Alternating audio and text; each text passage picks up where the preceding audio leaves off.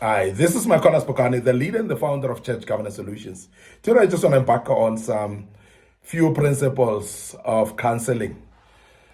Particularly in the church, because it's very important that we know how to counsel people. We know these principles because these principles help us. They protect actually the members as well. They protect those that are being counseled. They protect those that are counseling as well. Very, very important that we speak about this and we help many in our churches who are counselors and who are doing counseling as well. Now, I want just to speak about these principles. The first one is, depending on the sensitivity of the issue, consider what we call man-to-man counseling or woman-to-woman counseling. So whereby there are those issues that are very sensitive, that could be very important maybe, whereby a woman is counseled by another woman or a man is counseled by another man, because it might be so sensitive to an extent that then the person that's being counseled either will be uncomfortable about saying everything and being able to outline what is there that they need counseling about. And that is the reason why when we have got our counselors, then we should actually make sure that we have got people that can be able to counsel each other according to categories of the sex categories rather, or gender categories. So this is very important. Now, I want to emphasize that if it's sensitive matters that may need a woman-to-woman or a man-to-man discussions or counseling, so please consider that and make sure that you use this principle as a matter of must, in the sense of doing or providing a platform whereby the person that's being counseled can be able to open up. Because without opening up, you're not going to achieve the purpose of that particular counseling. You're not going to reach actually to a point where you've counseled the person in a proper manner. So that's very important then, that as a first priority, we check according to the sensitivity, then you do allocate a man for a man or a woman for a woman as well.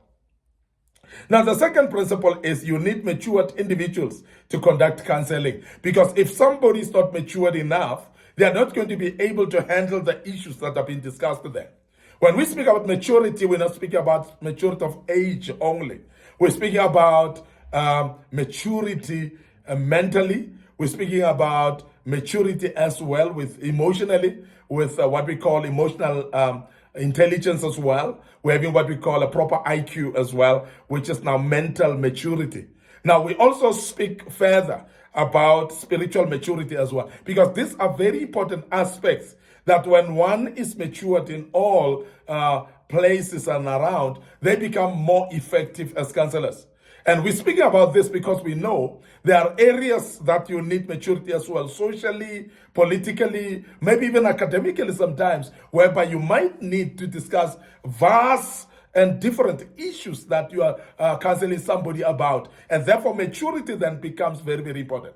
But the key elements of maturity that are very important in counseling is spiritual maturity, is what we call mental maturity, and also emotional maturity as well. These are very, very key and very important, because when you get somebody like that, they are going to actually be able to counsel people with a thorough emotional intelligence, with a thorough mental intelligence as well, and particularly also with spiritual maturity, with understanding. Because in that case, then you're going to get maximum benefits of that particular counseling, because then you're going to have somebody who would be looking at it in all angles and be able to address the matter and be able to help the individual that needs counseling in a proper manner. And that's very important. Now, the other key principle for counseling is use more of your ears to listen than to talk when people are there for you to counsel them. So sit there and listen. And listen attentively, because there are times when we speak more in a counseling session than to listen to the people that are saying. Because some of the solutions of people that you're counseling, they are going to bring their own solutions sometimes as they are speaking. When you allow them time to vent, when you allow them time to speak, when you allow them time to outline what is bothering them or what they need counseling about. And majority of psychologists and great counselors, they will tell you that more listening than talking helps a lot, because the very same people that you are counseling, they tend to see things differently when they are talking and sitting in front of you. They tend to see some solutions that they never saw when they were alone, while you're sitting there and listening to them. So therefore, it is very important that you allow them space to speak. Don't be impatient while they're outlining what they're going through. Don't be impatient while they're busy explaining what they're going through. Because in the process of doing that, there's a reflection of what they're saying at the same time, whereby they may be even able to find solutions even before you speak. And that's very important that we emphasize that as a principle. So listen more and not talk. And then talk only when it's necessary, but don't talk more than listening. And the listening as well should be very, very carefully attentive listening that would actually bring results, whereby you will be able to respond appropriately because you've listened attentively. Now, there are times when you're counseling people and you say you listen to them, but yet you're busy with your phone or you're busy with something else while you are saying you're listening attentively. Now, you cannot counsel the people that way, because immediately you start focusing on something else, you lose focus on the platform that you are in of counseling people. And also the people may lose confidence in your counseling as well, because you are not actually paying attention to what they're saying to you. And that's very important that we emphasize that as well. Now, I want to also emphasize that as a principle of counseling, avoid being judgmental and be open-minded in approach. So, judgmental mindset has always aborted a lot of counseling. Because when you start to judge the people that you are counseling and start to make them feel judged, you are actually making them to create a wall between yourself as a counselor and themselves. And that's the reason why many people don't get benefit out of counseling. When a counselor is biased already, when a counselor is judgmental already, when the customer is undermined or the counselor is undermining the people that they're counseling. And this is very important that I emphasize. And as Church Covenant Solutions, we recommend that you take what we call a neutral stance. You don't become judgmental. You don't conclude quickly who's wrong and who's not wrong. You don't conclude quickly. If the person that you're counseling, you think they're wrong, you think that they've done a mistake, don't judge them. Don't make them feel like they're not worth. Don't make them feel like they're in wrong. Because if they are like that, they're not going to be able to get the benefits of your counseling. So therefore, as a principle, be careful not to be judgmental. Because that's very important. Avoid being judgmental and be open-minded in approach.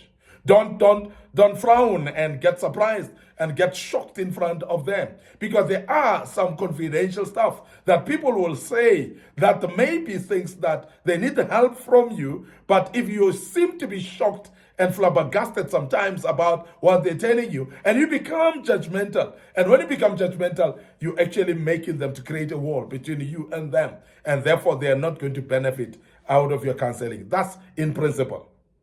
Now, I want you to also be aware that you need to organize quiet place, allowing no interruptions, because sometimes we counsel people in public and we struggle actually to catch them, because to be able to assist them, because there are a lot of interruptions, people coming in and out in a place where it is hectic, everybody's busy, people are entering the room and out.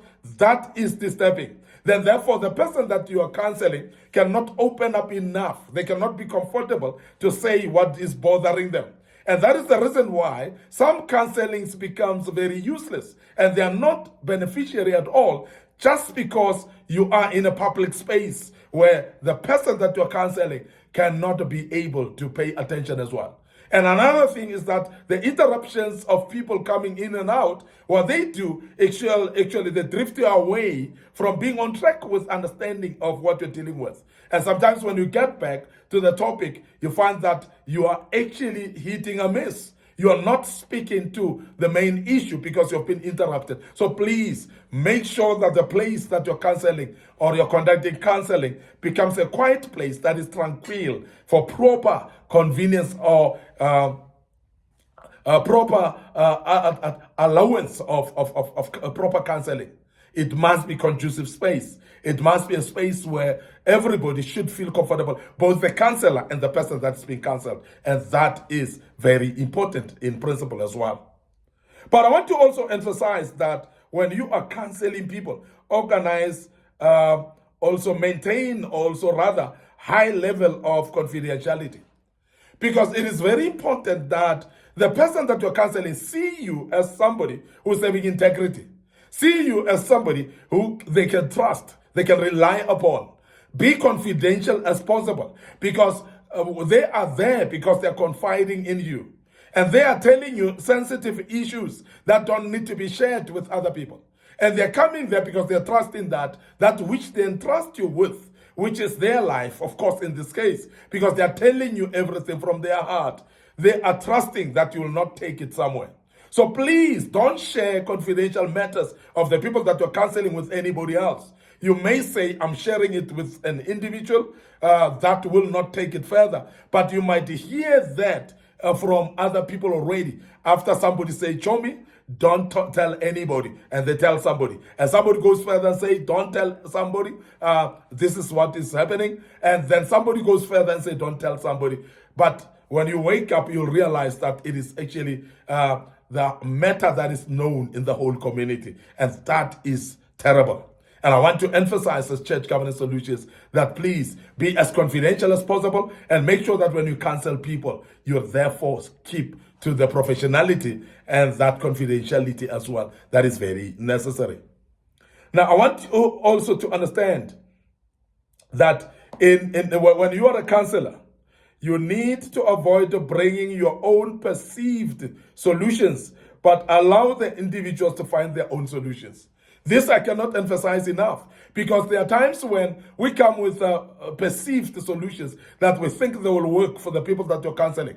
And we come and lay them out and make the people to believe that this is the right solution. But remember, your solution is not their solution. And your solution may not be appropriate in their setting. And your solution may not be actually applicable as well, in the sense that people are different, environments are different, circumstances are different as well. So therefore, your solution that is perceived in advance may not be actually relevant in the setup that you are introducing it to. So please don't bring your conceived or your preconceived ideas of solutions in advance to the people. Now also use a high level of empathy and avoid sympathy, because sympathy and empathy, they're different. Sympathy is whereby you're going to use shame, sorry about it, and that is actually making people to become hopeless. But empathy is to put yourself in the shoes of someone, not really approach it with sympathy, but put yourself in the shoes of the people so that you can be able to help them. And that's very, very important. Lastly, as a matter of principle, have lots of patience and avoid being irritable when you're counseling people. Don't be biased. Don't be angry.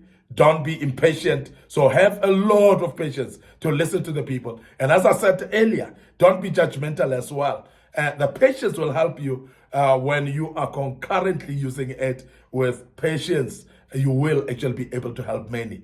And I want to urge you that please help people without losing patience. I want to end up here today. Your host, Micornus Phokane, the leader and the founder of Church Governance Solutions. Thank you very much for listening to us in this topic, and I hope that it helps you and your life shall never be the same again. I want to thank you because you follow us also on our YouTube channel, which is Young Men Empowerment Forum and Micornus Phokane. So please subscribe to that YouTube channel. Make sure that you click notification buttons. Our Facebook page, Micornus Phokane, Facebook page, Church Governance Solutions, are there for you as well. Don't forget our TikTok account, and we have posted quite a few materials in the past. May the good Lord bless you as you do follow those platforms. And allow me to check out right here and say cheers for now.